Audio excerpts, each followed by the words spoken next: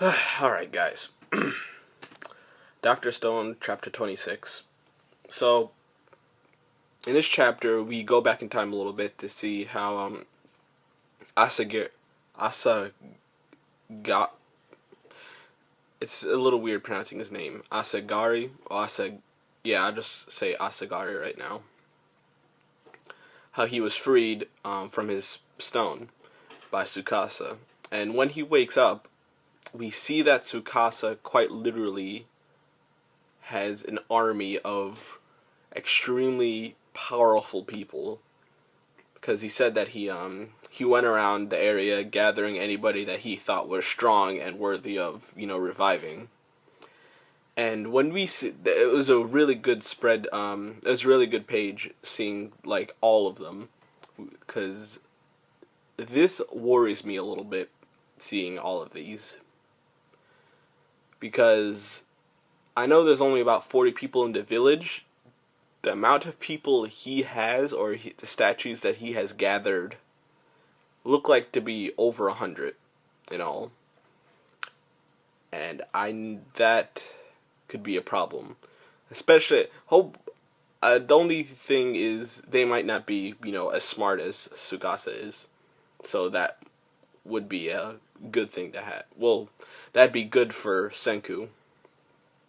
But, we see that, and so we see them talking about Asagari, and saying that they need to get him on their side so he can essentially be a part of them and go lie to Tsukasa. And as this is happening, Asagari gets attacked. We don't get to see who it is, but I think it was pretty obvious who it was, because they did show an outline of him in the shadows. And this is most likely the villager Magma, which we saw in the previous chapter when they were coming across the bridge to stop them from, doing the lightning thing. Because you can tell by his hair, if you look at it and go back to the chapter where he was, where you saw him first, or the spread page with the 40 villagers, you can tell that's his hairstyle and that he did it. And he he nearly killed him, and it's a good thing that he prepared, because he would have definitely died if he was not prepared. And since this happens, of course Senku sends him on his way and tells him to go back to Tsukasa, and he's sure that he'll tell Tsukasa that Senku is dead, which is a good thing, and we see that later in chapter he does. But as we keep going, through the story, the villagers,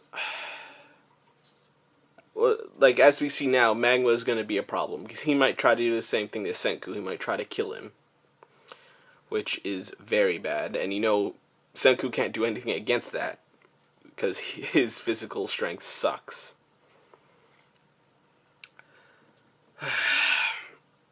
Another thing, about Tsukasa, he did not, as they show him in this chapter, you don't get to see his face at all, which was interesting.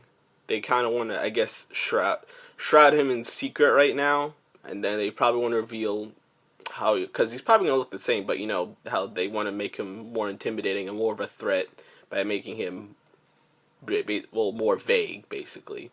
Like how people are scared of Batman in the shadows, kind of thing like that. This chapter is pretty good. I didn't really have any problems with it, and I'm glad they're progressing the story more with what they did in this chapter. Because I personally thought it was starting to get a little slow, but now they're putting it up to a good pace again. That's about it. If you guys want to talk about anything about how Senku's team is going with the villagers, or how Tsukasa is building a literal superhuman army, that I'd be happy to talk about it in the comments. Alright, bye guys.